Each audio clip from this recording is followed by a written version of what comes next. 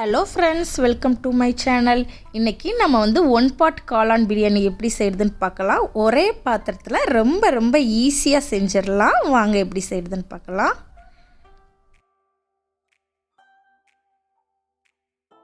First நம்ம எந்த பாத்திரத்தில் பிரியாணி செய்ய போகிறோமோ அந்த பாத்திரத்தை எடுத்துக்கோங்க. அதில் தேவையான அளவு எண்ணெய் சேர்த்துக்கோங்க. எண்ணெய் காஞ்சதுக்கப்புறம் ஒரு 5 கிராம்பு சேர்த்துக்கோங்க. அடுத்து ஒரு கருப்பு ஏலக்காய் சேர்த்துக்கோங்க. 4 கிரீன் ஏலக்காய் சேர்த்துக்கோங்க. ஒரு பட்டை சேர்த்துக்கோங்க. அப்புறம் ஜாதிக்காய் ஸ்மால் பீஸ் சேர்த்துக்கோங்க. அடுத்து கல்பாசி கொஞ்சம் சேர்த்துக்கோங்க. அப்புறம் சோம்பு ஒரு 1/2 ஸ்பூன் சேர்த்துக்கோங்க. அப்புறம் ஒரு 5 முந்திரி சேர்த்துக்கோங்க. அப்புறம் 2 பிரியாணி இலை. இது எல்லாத்தையும் நல்லா மிக்ஸ் பண்ணிக்கோங்க. இப்போ ஒரு 4 பச்சை மிளகாய் ஆட் பண்ணிக்கலாம். இதையும் சேர்த்து நல்லா மிக்ஸ் பண்ணிக்கோங்க.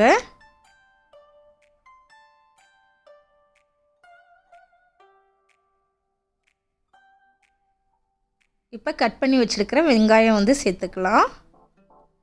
அதையும் சேர்த்து நல்லா வதக்கிக்கோங்க.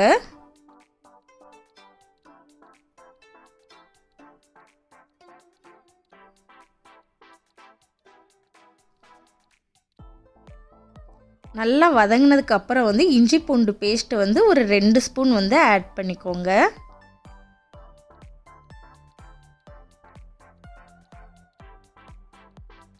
அதையும் நல்லா மிக்ஸ் பண்ணிக்கோங்க.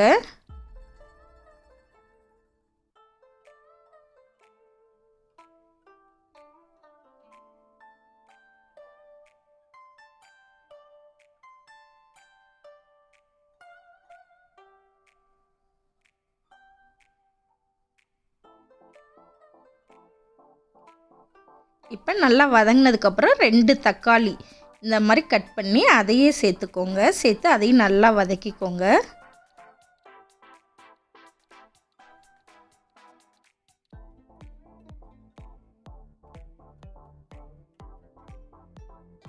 நல்லா இந்த மாதிரி நல்லா மசிஞ்சு வரணும் தக்காளி எல்லாம்.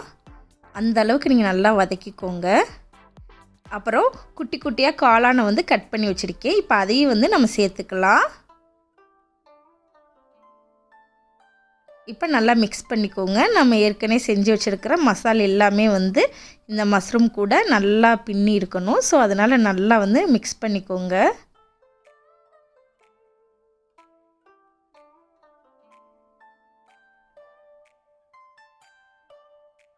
ரெண்டு ஸ்பூன் உப்பு ஆட் பண்ணிக்கிறேன். நான் 2 கிளாஸ் ரைஸ் எடுத்திருக்கேன். அதனால் 2 ஸ்பூன் உப்பு.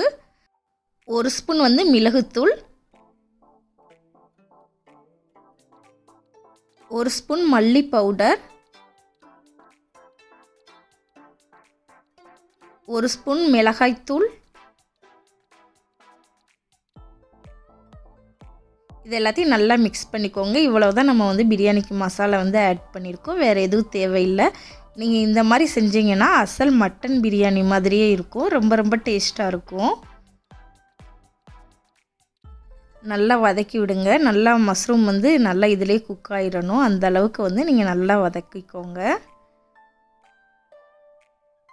இப்போ புதினா கொஞ்சம் ஆட் பண்ணிக்கலாம். அப்புறம் மல்லித்தலையும் கொஞ்சம் ஆட் பண்ணிக்கலாம். சேர்த்து அதையும் நல்லா வதக்கிக்கோங்க.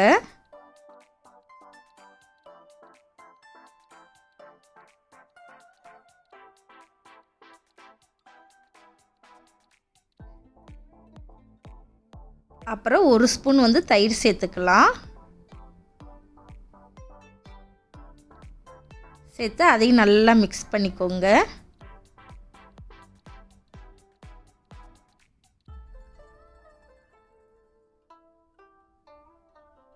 இந்த மாதிரி நல்லா மிக்ஸ் ஆகணும். நல்லா ஒரு கிரேவி பதத்துக்கு வரணும். அந்த அளவுக்கு நீங்கள் நல்லா வதக்கி நல்லா எண்ணெய் பிரிகிற மாதிரி கொண்டு வந்துடுங்க. அப்போ தான் ரொம்ப டேஸ்ட்டாக இருக்கும் பிரியாணி.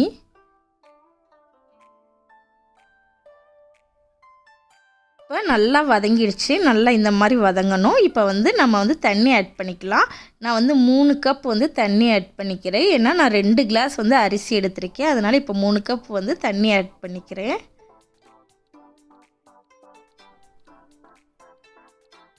இப்போ நல்லா மிக்ஸ் பண்ணிக்கோங்க.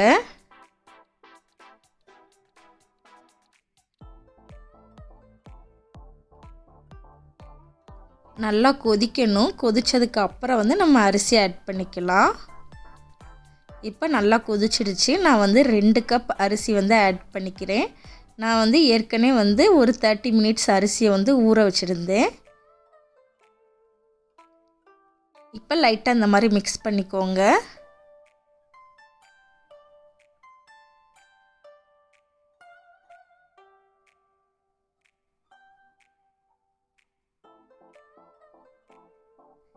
இப்போ நல்லா கொதிக்க ஆரம்பிச்சிருச்சு. இப்போ வந்து நம்ம வந்து பட்டர் சேர்த்துக்கலாம். நீங்கள் இல்லாட்டினா நெய் கூட சேர்த்துக்கோங்க. நான் பட்டர் வந்து ஆட் பண்ணியிருக்கேன்.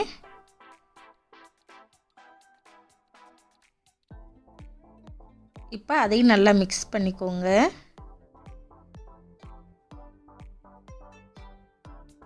இப்போ வந்து நல்லா கொஞ்சம் ஒரு மீடியம் ஃப்ளேமில் வச்சுக்கோங்க அடுப்பை. கொஞ்சம் லெமன் ஜூஸ் ஊற்றிக்கலாம்.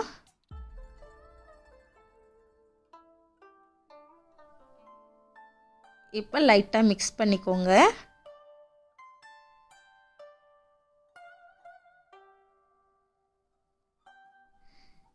இப்போ அரிசியும் தண்ணியும் வந்து ஈக்குவலாக கொஞ்சம் வரப்போ நம்ம வந்து தம் பண்ணிடலாம். அது வரைக்கும் கொஞ்சம் வெயிட் பண்ணலாம்.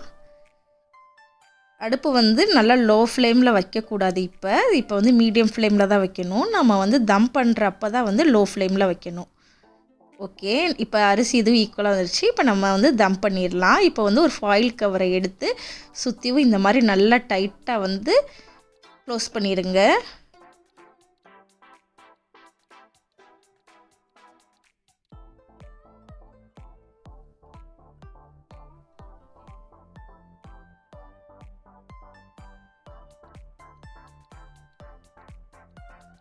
நல்லா எல்லா சைடுமே வந்து நல்லா டைட்டாக க்ளோஸாக இருக்கணும். இப்போ வந்து நம்ம வந்து மூடி போட்டு மூடி வச்சிடலாம். இப்போ அடுப்பை 10 மினிட்ஸ் நல்லா லோ ஃப்ளேமில் வச்சுக்கோங்க. 10 மினிட்ஸ்க்கு அப்புறம் நம்ம எடுத்துடலாம். எடுத்து நீங்கள் வந்து ஓப்பன் பண்ணிடக்கூடாது. அப்படியே ஒரு 15 மினிட்ஸ் வந்து அப்படியே விட்டுருங்க. அப்போ தான் வந்து அதில் இருக்க எக்ஸ்ட்ரா தண்ணி எல்லாமே வந்து உறிஞ்சிடும் அரிசி. அதனால் நல்லா சூப்பராகவும் வந்து பொல பொலன்னு இருக்கும் பிரியாணி. இப்போ நம்ம ஓப்பன் பண்ணிடலாம். பாருங்கள், சூப்பரான மஷ்ரூம் பிரியாணி வந்து ரெடி ஆயிடுச்சு.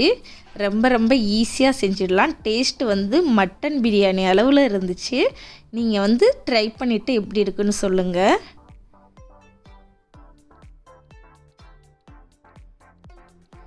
லைட்டாக வந்து நம்ம மிக்ஸ் பண்ணிடலாம். ஏன்னா குழஞ்சிரும். அதனால் லைட்டாக வந்து நல்லா லைட்டாக மிக்ஸ் பண்ணிட்டிங்கன்னா நல்லா பொல பொலன்னு இருக்கும்.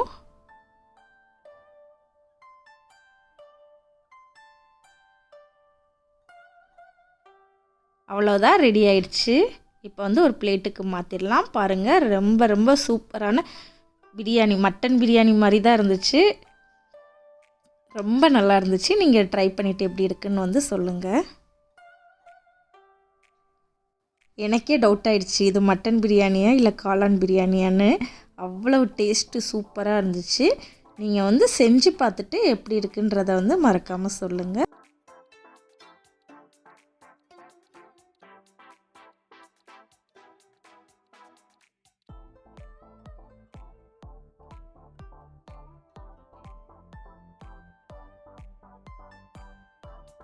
உங்களுக்கு என்னோடய பிரியாணி வீடியோ வந்து பிடிச்சிருந்துச்சுன்னா மறக்காமல் சப்ஸ்கிரைப் பண்ணுங்கள். அப்புறம் உங்கள் ஃப்ரெண்ட்ஸுக்கும் ஷேர் பண்ணுங்கள். பாய்.